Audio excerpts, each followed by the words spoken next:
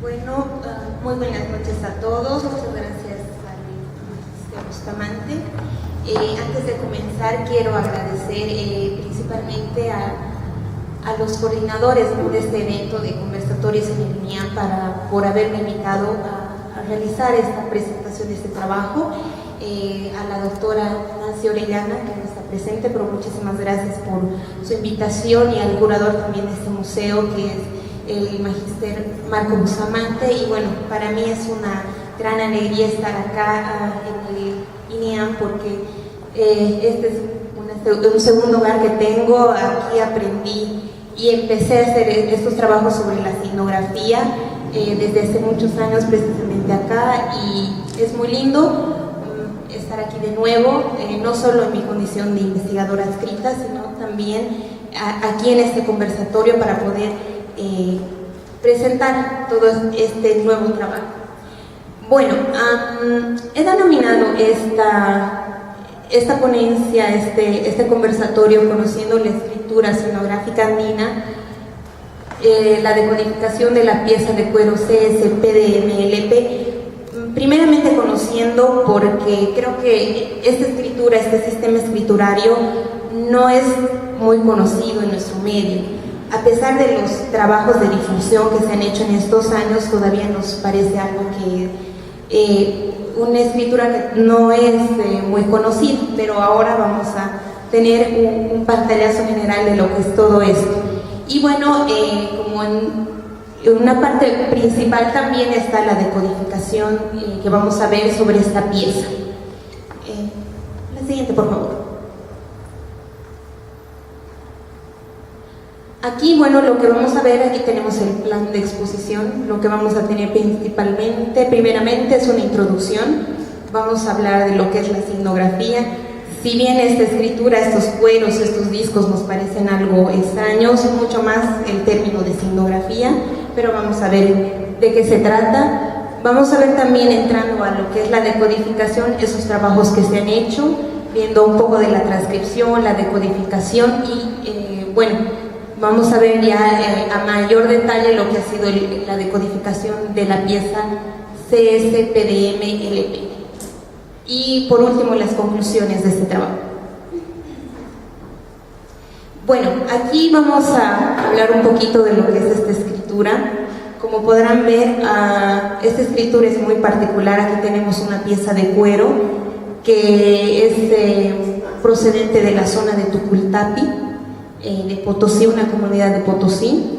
Aquí vemos una serie de dibujos, gráficos, que es a lo que se refiere, ¿no? Esta escritura lo que se hace es utilizar estos elementos gráficos, pero como vamos a ver también modelados, eso hemos visto en la diapositiva anterior, para conformar, representar rezos católicos como el Padre Nuestro, el Ave María, también otros elementos de la doctrina como los 10 mandamientos, los sacramentos. Les estoy presentando esta pieza porque es muy singular, primeramente por su forma, porque es redonda. Las piezas de cuero generalmente se presentan en piezas más grandes, que son trabajadas de la misma piel del animal, que puede ser oveja o chivo, pero no se les de esta forma. Aquí lo que han agarrado es reutilizar la parte de cuero del bombo y ahí sobre esa haber escrito. Sin embargo, esta pieza, yo les presento esto porque en el último trabajo de campo que hemos tenido junto a Angélica García y Marco Bustamante, los comunarios que están olvidando estas escrituras, estos rezos, precisamente mostrábamos esta fotografía y nos decían que nos recuerdan cuáles son los rezos que hay acá, cuáles son los textos. Entonces tenemos ahora la meta, el objetivo de poder decodificar. Sin embargo, vamos a ver elementos que impiden este trabajo, ¿no? Ahí en los datos vemos que no conocemos el escritor o quién haya sido el que ha plasmado estas escrituras. Sí sabemos que procede de Tucultapi, como les decía. Los textos los desconocemos. El estado de conservación, yo hablo de un estado de conservación regular porque aquí Aquí lo que nos interesa sobre todo es la escritura y vemos que tiene muchos orificios, muchos agujeros que nos están irrumpiendo varias líneas de escritura. Y bueno, no contamos con la pieza original, solo tenemos fotografías digitales porque Angélica García en uno de sus viajes de campo también pudo acceder al cuero, pero solo se podía tener fotografías. Bueno, y viendo estos elementos más de codificación, vamos a verlo más adelante y esta parte va a ser mucho más comprensible. La siguiente, por favor. Aquí entramos a lo que es la signografía. La siguiente, por favor.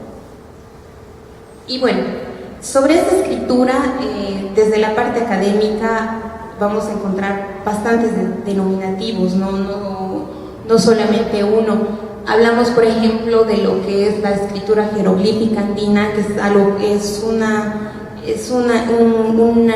un nombre que le pone Vicky Barra Grasso, haciendo referencia a lo que son la escritura egipcia, ¿no?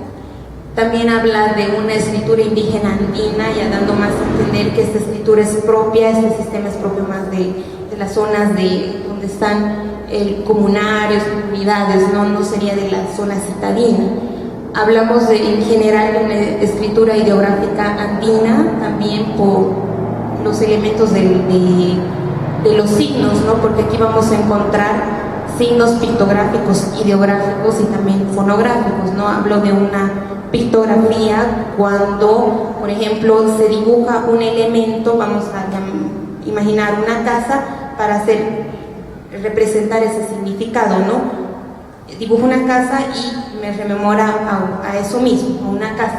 Hablamos de una ideografía cuando el elemento dibujado, modelado, nos va a hacer referencia a una idea. Por ejemplo, aquí en las escrituras vamos a encontrar muchas cruces, pero no siempre va a ser esa referencia de cruz, sino la idea de crucificar, de Dios u otro elemento parecido. Y fonografía cuando uno de estos dibujos, por las primeras sílabas, los fonemas, nos va a llamar a ese sonido a algo en la memoria. Por ejemplo, ellos, recuerdo uno que era una planta que en su contexto es de la muña, ¿no es cierto? Entonces ellos escriben o dibujan esa planta, pero el sonido de la primera sílaba ya les da a entender la idea de muna, que es querer. Entonces, sobre esto también hablamos de una escritura ideográfica. Fernando Garcés también ha hablado de una logografía, hablamos de una dermatografía aymara con Franz Tamayo, porque se refiere más a la parte del soporte, que es la piel de un animal. Y bueno, estos globos que están de otro color, lo que van a hacer es mostrarnos los denominativos ya de los propios comunarios, ¿no? Hablamos de quilcas, quelcalipichis, quelca es ya más un verbo escribir a cuestión del quechua. Hablamos de resalipichis, que bueno, ahí ya se está dando a entender los textos que se escriben con este sistema. Y hablamos también de las yutazgas.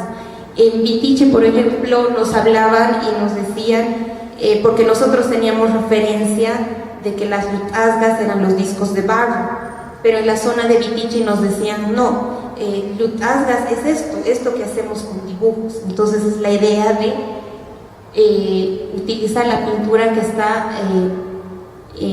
pintando, ¿no?, la pieza de cuero o de papel. La siguiente.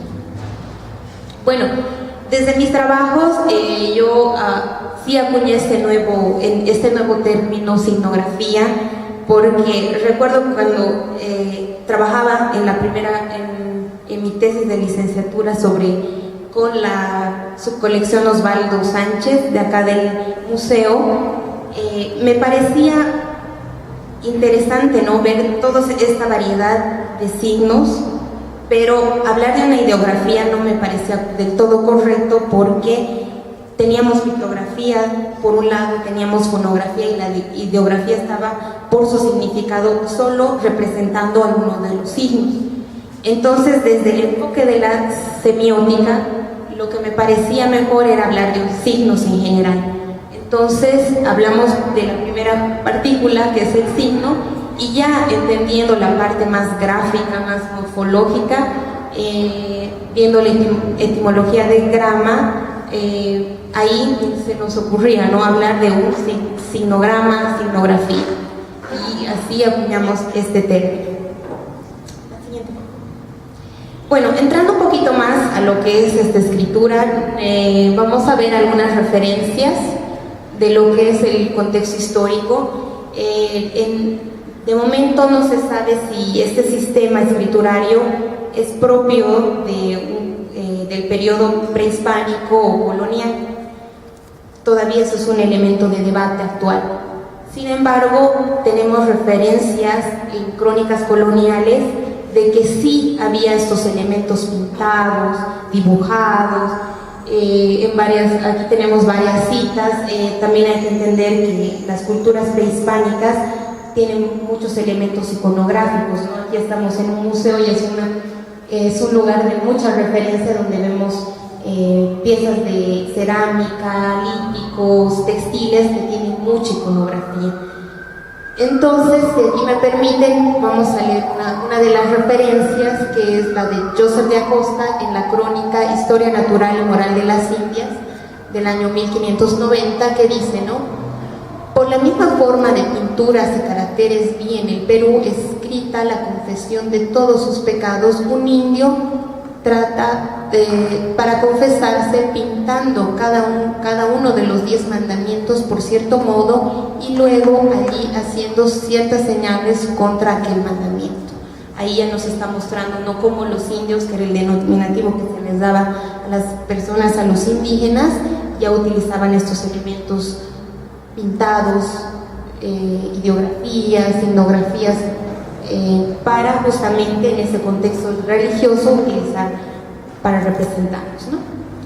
Y ahí tenemos elementos en Pedro Sarmiento de Gamboa, Fernando Montesinos, la siguiente por favor, en Cristóbal de Molina el Cusqueño, Bernabé Cobo Peralta, y bueno, no puede faltar tampoco en la crónica de Guamampoma de Ayala.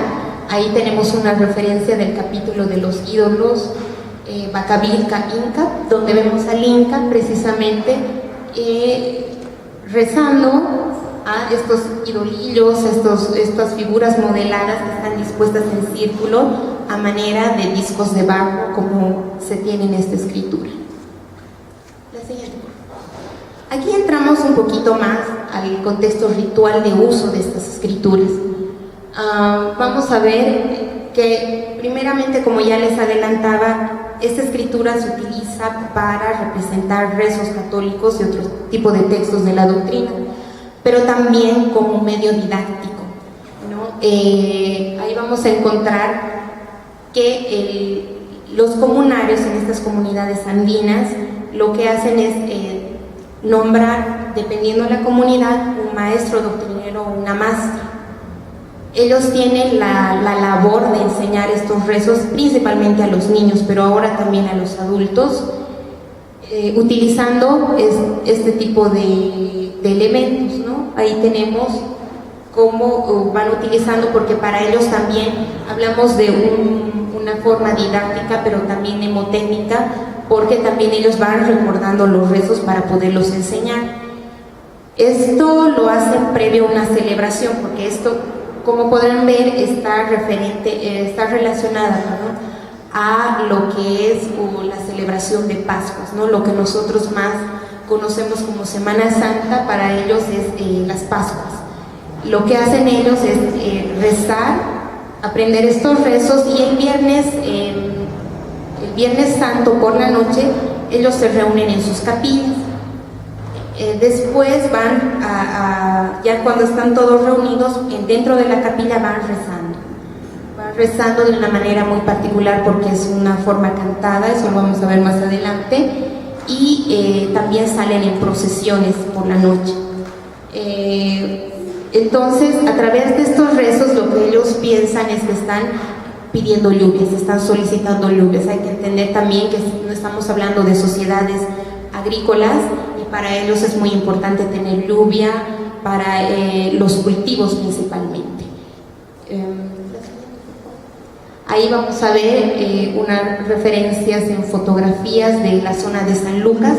Ahí tenemos al maestro doctrinero don Isidoro Flores, que está elaborando precisamente estas figuritas de barro para realizar el disco de barro. Y en la siguiente fotografía vemos ya él con dos niños enseñándoles los rezos, ¿no? La siguiente, por favor. Aquí ya estamos en otra zona, en la zona de Tucultapi, de Potosí, en el rancho de Tucultapi. El Viernes Santo, que es el día más solemne de la celebración de Pascuas, lo que hacen los comunarios es durante la mañana hacer arreglos, decoraciones a su capilla. Aquí vemos, por ejemplo, el armado del arco de flores, que lo hacen también con una flor muy específica y muy particular para esta fiesta, que se llama la Rosa Pascua.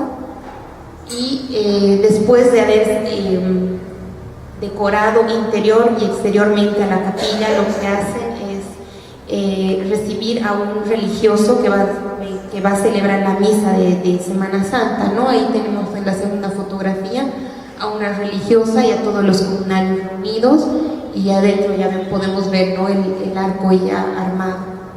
La siguiente, por favor. Ahí tenemos una foto de Angélica García, que es una fotografía del 2015, donde vemos a los comunarios ya en la tarde reunidos después de una procesión con velas y retablos portátiles. Esta es una foto muy importante porque en los últimos 2 años ya no se realiza esta procesión vespertina por la falta justamente de integrantes en la comunidad. Y bueno, este ha sido un último reporte que se tiene, ¿no? Pero se solía hacer esto antes de llegar la noche. En la segunda fotografía vemos también de Angélica García, tenemos a una maestra doctrinera, a doña Gregoria Vicente, que también de la zona de Tucultapi, del rancho San Luis, que ella, como les decía, esta escritura se está perdiendo, pero ella realizó el cuaderno que ahí nos está mostrando y va recordando, ¿no?, los rezos que había aprendido de niña. Ahí tenemos ya reunida una foto también de Angélica García del 2017, donde vemos algunos comunarios ahí reunidos a la luz de las velas. Es muy particular también esto, vamos a ver en fotografías, que no se enciende la luz y solo se reza y se reúnen solamente a la luz de las velas. Ahí tenemos unas otras imágenes de la zona de San Miguel de Laja. Vemos también ahí reunidos algunos niños ya preparándose para la primera procesión de la noche. Esta es una foto de Marco Antonio Bustamante. Y ya bueno, la siguiente, que ya está al amanecer, ¿no?, los niños todavía cansados de haber rezado, pero así es como va concluyendo esta velada de Viernes Santo. La siguiente, por favor. Ahí vamos a tener un video donde vamos a ver cómo se realizan las procesiones, cómo van cantando. Ahí tenemos.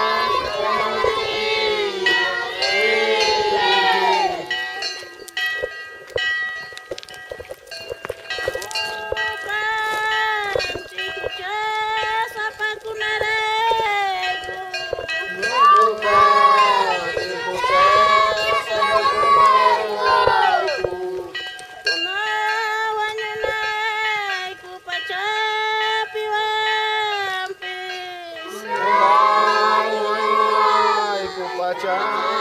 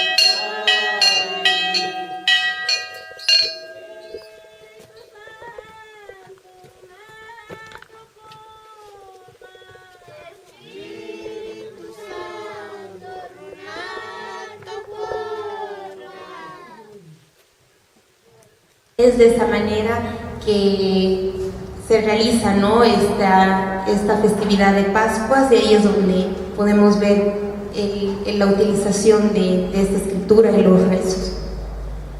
Bueno, ahora teniendo todo ese contexto sobre lo que son este sistema escriturario, lo que es la signografía, vamos a entrar a lo que son los trabajos de decodificación. Antes de hablar de esos mismos ejemplos, yo quiero compartir aquí y hacer una diferenciación en lo que es una transcripción y lo que es una decodificación. Para la Real Academia de la Lengua, en su diccionario nos dice que una transcripción es una copia, ¿no? Lo que vamos a tener es un elemento original y vamos a hacer una réplica. Pero una decodificación va a ser un trabajo mucho más complejo, ¿no? Es aplicar inversamente las reglas del código, un mensaje codificado para obtener la forma primitiva de este. Entonces lo que vamos a hacer es precisamente entrar de alguna manera a lo que es el código de conformación de este sistema escriturario. Y hablando ya en este mismo contexto, y guiados por lo que decía también Ibarra Grasso, vamos a ver que la signografía va a ser la anotación de significados de cada uno de los signogramas, mientras los indígenas los leen y explican para el transcriptor. O sea, vamos a tener una persona que conozca sobre esta signografía, sobre estos rezos, que va a elaborar, o de un texto que ya está elaborado, va a ir indicando el significado de cada uno de esos signogramas, y la otra persona que va a ser el transcriptor lo que va a hacer es ir tomando nota de esto, ¿no? Sin embargo, la decodificación va a ser la aplicación de un método o una técnica a piezas signográficas para conocer el significado de los textos, ¿no? Aquí ya lo que implica es utilizar un método. Trabajos de transcripción se han hecho, y si consultamos la literatura vamos a encontrar principalmente a Vicky Barra Grasso, que él es el que colectaba varias de estas piezas, y muchas de estas piezas han conformado las colecciones de escrituras andinas de este museo, de este instituto, y él eso es lo que hacía, ¿no? Si bien algunas piezas no llegaron a tener una decodificación o una transcripción de signograma por signograma, por lo menos nos ha dado referencias de algunos textos, ¿no?, del rezo del que se trataba. Otro trabajo también sobre esta transcripción es el de Osvaldo Sánchez, ¿no?, que él, con la colaboración de una persona que era de la zona de San Lucas, de Saracaya, quien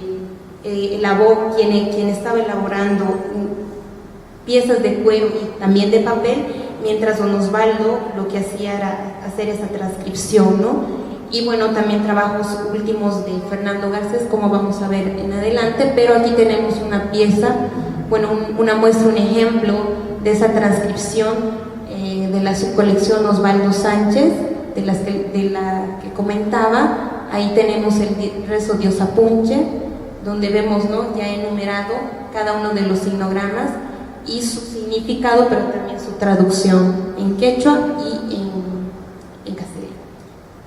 Ahí vemos otra transcripción que se ha hecho ya de discos de barro.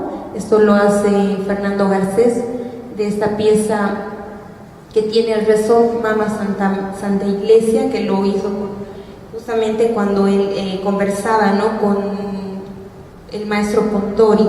Entonces ahí podemos ver los signogramas modelados con sus respectivos significados. Entrando un poquito ya a lo que es la decodificación, este trabajo de decodificación es muy raro y no muchos se han atrevido a llegar a realizarlo, ¿no?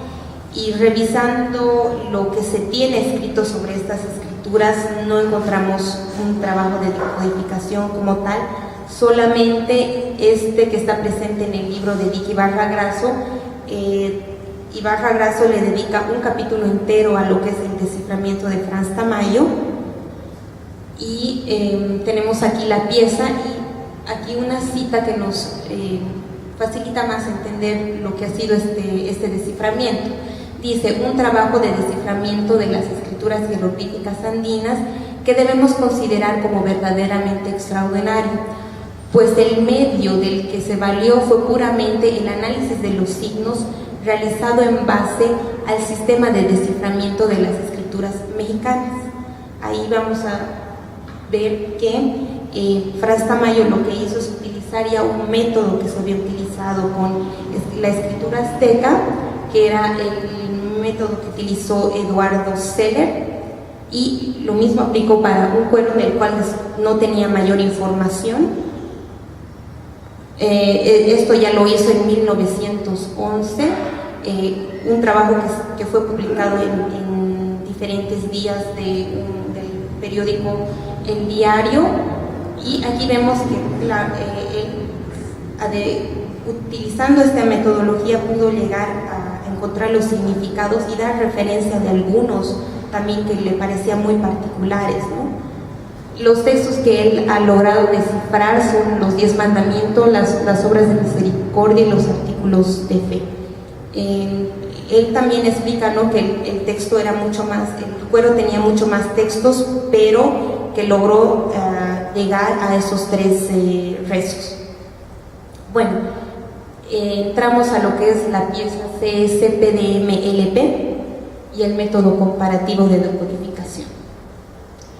Bueno, este es un trabajo que está publicado dentro del libro Humo, Barro y Cuero, recorridos de las memorias de los Andes del Sur, ofrendas y plegarias, del doctor Gerardo Fernández Juárez.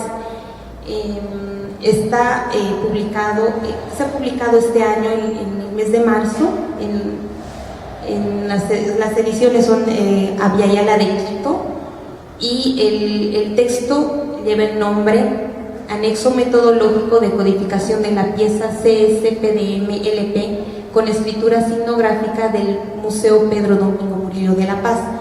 Bueno, haciendo un paréntesis, este libro lamentablemente no está en nuestras librerías, solo se puede acceder a por compra por internet de esta editorial, pero por eso también es muy importante este conversatorio para que aquí en nuestro medio se pueda conocer sobre este trabajo. Bueno, los antecedentes de esta pieza. Las únicas referencias que teníamos era que esta pieza estaba en exposición en el Museo Pedro Domingo Murillo. También se hablaba por una fotografía que me envió el doctor Fernández, que solamente hacía una referencia a que era un cuero pirograbado y que el texto que estaba dispuesto o consignado era el credo.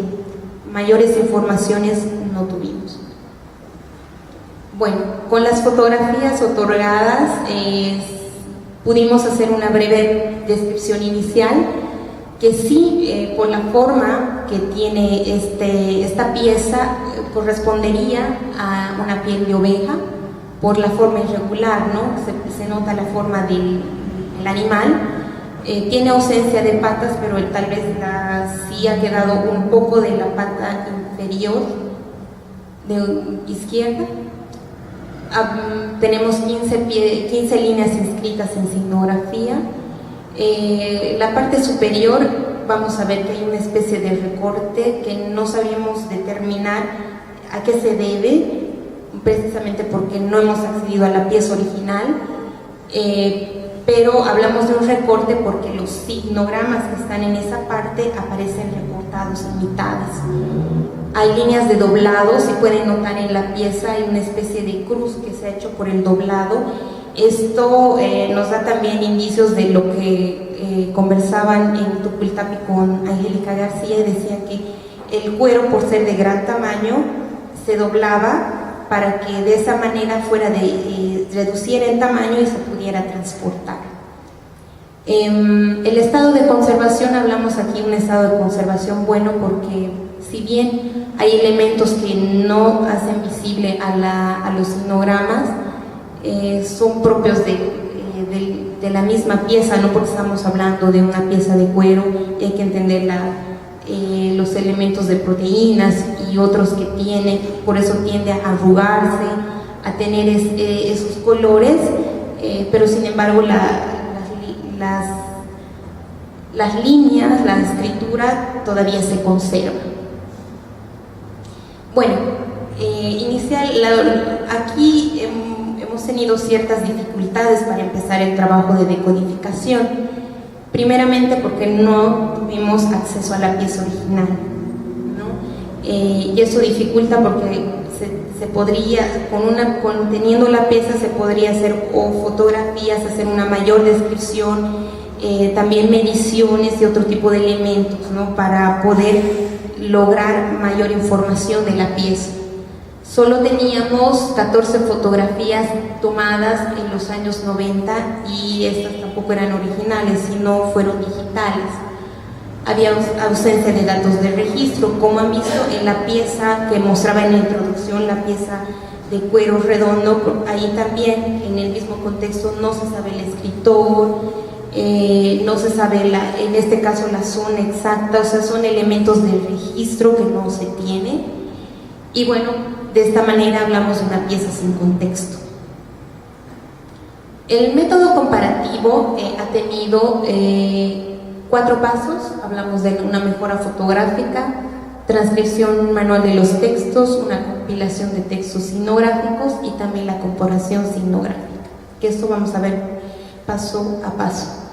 Hablamos de una mejora fotográfica porque de las 14 fotografías que teníamos, solo 2 mostraban la totalidad de la pieza, pero no permitían visualizar el texto. Pueden ver en la fotografía que se tiene acá, es difícil llegar a visualizar los signogramas, ¿no es cierto? Hay fotos parciales que aparecen textos recortados, fotografías desenfocadas, fotografías con reflejo de la vitrina, es decir, que el fotógrafo ha tomado tal vez a la rápida, sin tomar esos detalles, y bueno, eso también dificulta. Vamos a ver adelante las fotografías, ahí podemos ver los reflejos, que de alguna manera han sido una dificultad para empezar el trabajo. Aquí tenemos otras, ¿no? Principalmente aquí si vemos la fotografía G, la parte inferior presenta mayor dificultad, ¿no? Para poder visualizar. Ahí sí que hemos tenido algunos problemas, ¿no? Porque con el color que se tiene y los pliegues de la pieza han dificultado, ¿no? Poder distinguir cuál era el signograma y las sombras y los pliegues también que nos omitían ciertos detalles. Entonces hemos llegado a hacer un trabajo de mejora fotográfica utilizando el programa Adobe Photoshop para hacer aclaraciones, hacer un juego de colores también, un mejoramiento de colores con filtros rojos y amarillos, juegos con escala de grises también. Este trabajo no lo he hecho sola, también me ha colaborado Marco Bustamante, quien haciendo todos estos elementos ha podido aclarar una de las fotografías que tenía la mayor cantidad de texto y hacerle una limpieza y reconstrucción, que es lo que tenemos en la parte derecha, ¿no? Ahí ya teníamos casi una totalidad del texto trabajado. Sin embargo, todavía había más dificultades precisamente en la parte inferior, y lo que hicimos es hacer una transcripción manual del texto para luego hacer una integración de los elementos que faltaban. Ahí tenemos un esbozo de la pieza total, trabajando signograma por signograma, viendo los detalles, la parte roja, por ejemplo, los pliegues que tenía la pieza. Ahí tenemos ya una parte de integración que se ha hecho de manera manual, pero en base a la primera reconstrucción del texto. y ahí podemos integrar algunos detalles más de las piezas. Y ahí tenemos la totalidad. Ahí sí ya podíamos entrar a otra etapa, porque ya se pudo hacer la reconstrucción total, la integración total, y tenemos esta pieza. Bueno, entramos a otra parte, que era la compilación de los textos etnográficos. Ahí ya podíamos entrar a un trabajo previo de comparación, y lo que hicimos es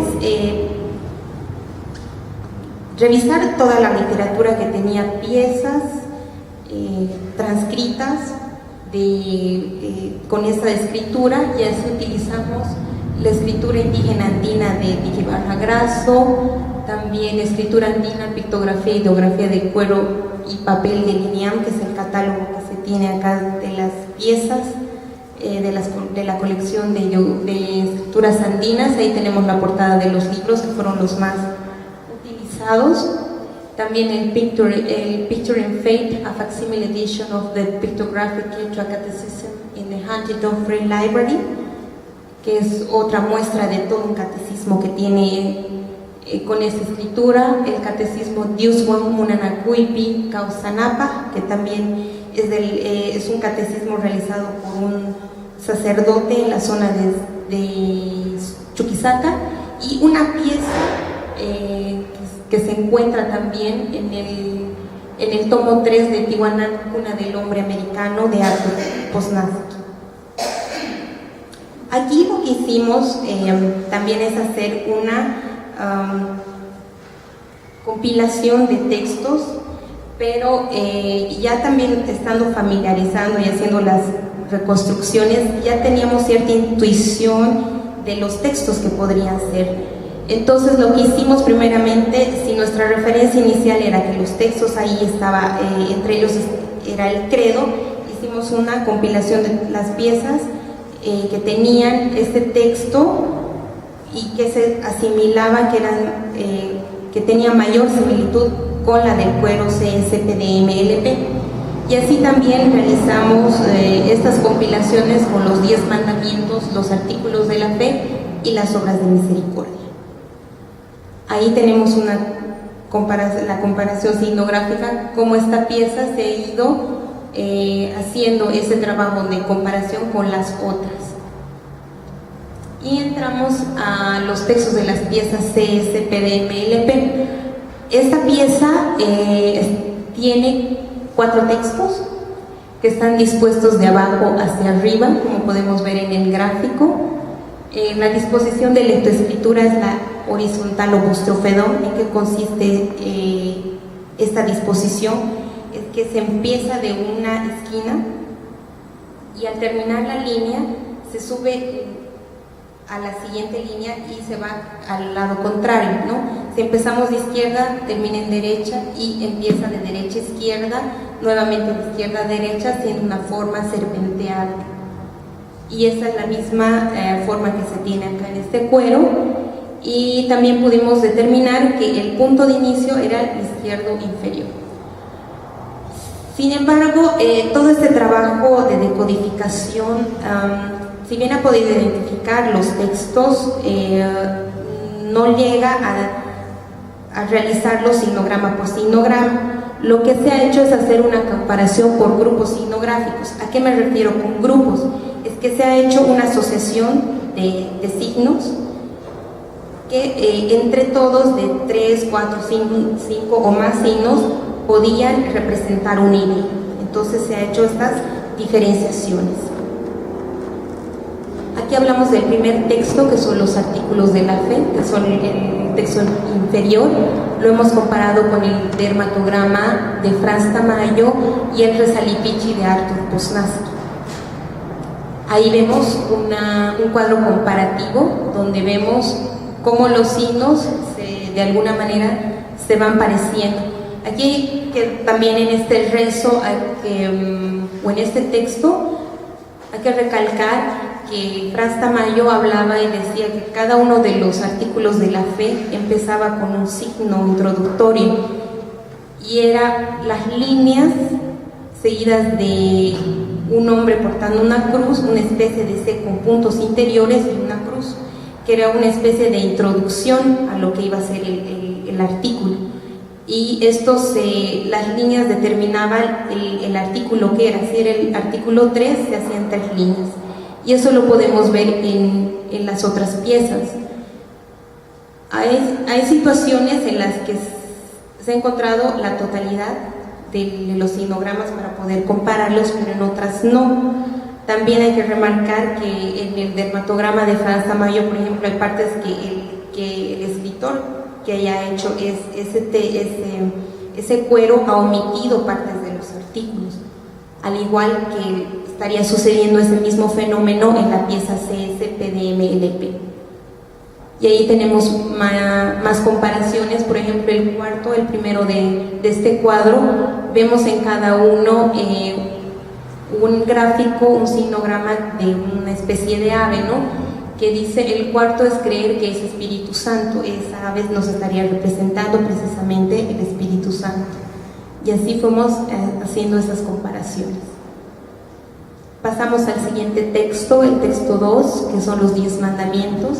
Los 10 mandamientos, bueno, tiene la particularidad de estar presente en varias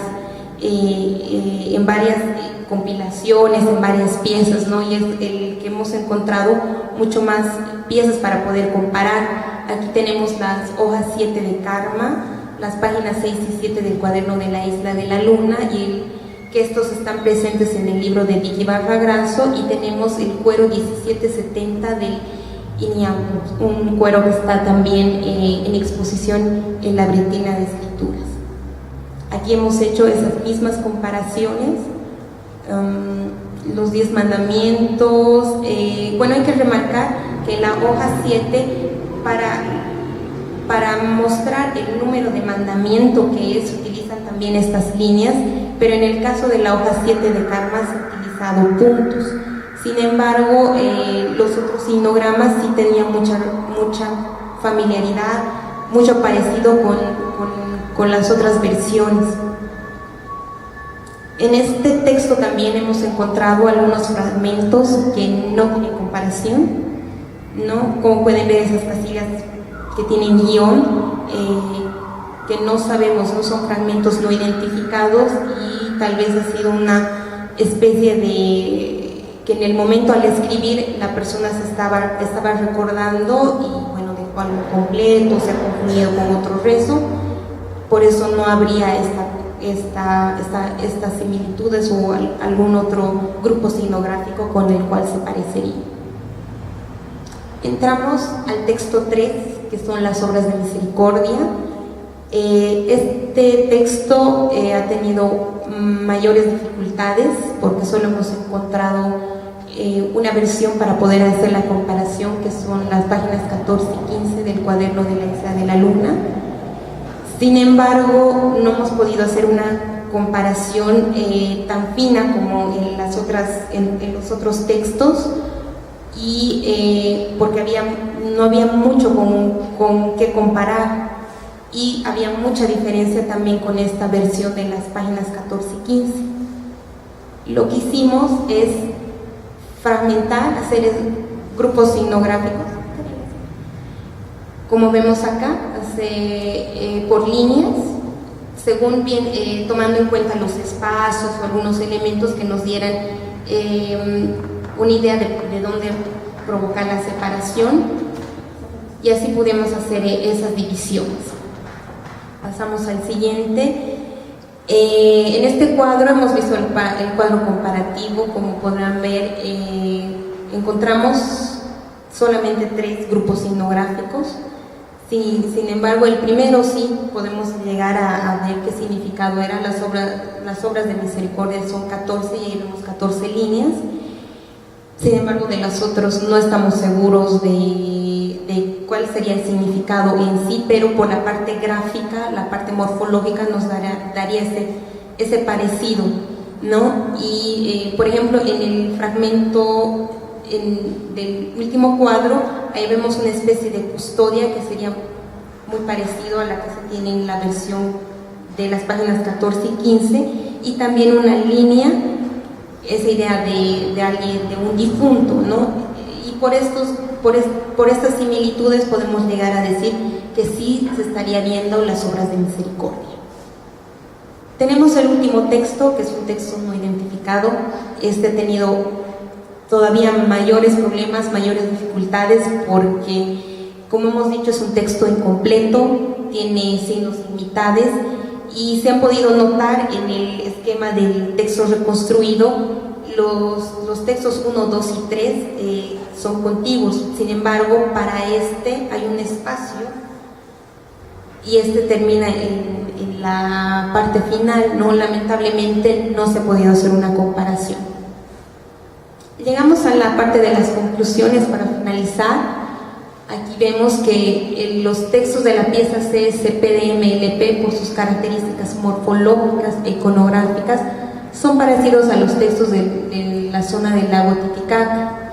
Es decir, que las piezas generalmente se han comparado con otras que son propias de la zona de Zampaya, de la Isla de la Luna, y esto nos daría a entender que esta pieza, la CSPDMLP, sí sería de este lugar, porque no hemos podido hacer esa misma comparación con las que son de la zona de Vitichi o Puna, de Potosí o de San Lucas, ¿no?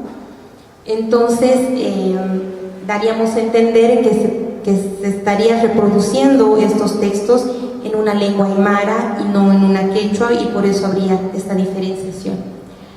El punto número 2 dice: los textos parecen estar inscritos con un pigmento vegetal que es de Ñuño Mayo, la pintura de Ñuño Mayo, y no con el empleo de la técnica del pirograbado que nos decía en las referencias del museo, ¿no es cierto? Hablamos de este pigmento porque ya una referencia a esto nos daría Ibarra Grasso, y bueno, por la fotografía también podemos ver que ese color sepia es también característico de esta tintura vegetal. El punto número 3 dice: las mismas particularidades indican que esta pieza fue inscrita por varios escritores, puesto que los sinogramas de un texto al otro difieren en tamaño, estilo y morfología, ¿no? Como hemos podido ver, podrían haber más de 1 o 2 escritores, por lo menos, del texto 1, 2 y 3 al número 4. Son diferentes la forma como se inscribe y los detalles que tienen los sinogramas. La orientación de lectoescritura entre los 3 primeros textos es el horizontal o bustrofedón, como lo había explicado, que inicia de izquierda a derecha en la parte inferior del cuello. El punto número 5 dice: la pieza CSPDMLP cuenta con 4 textos que están dispuestos de abajo hacia arriba, y son los artículos de la fe, los 10 mandamientos, las obras de misericordia y uno no identificado.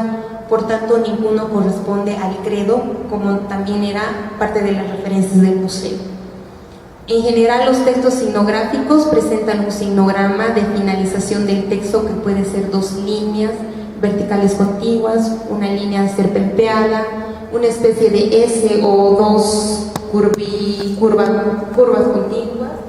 Sin embargo, los textos de esta pieza no presentan ningún signo que tenga esta función, porque generalmente vamos a encontrar ese elemento, ¿no? Al terminar el texto, inclusive en la zona de Vitichi, escriben la palabra amén, como dándole una finalización al texto, pero esta pieza tiene la particularidad de que no tiene este punto de finalización. Bueno, con eso termino mi intervención. Muchísimas gracias, y estamos prestos a las preguntas que puedan tener.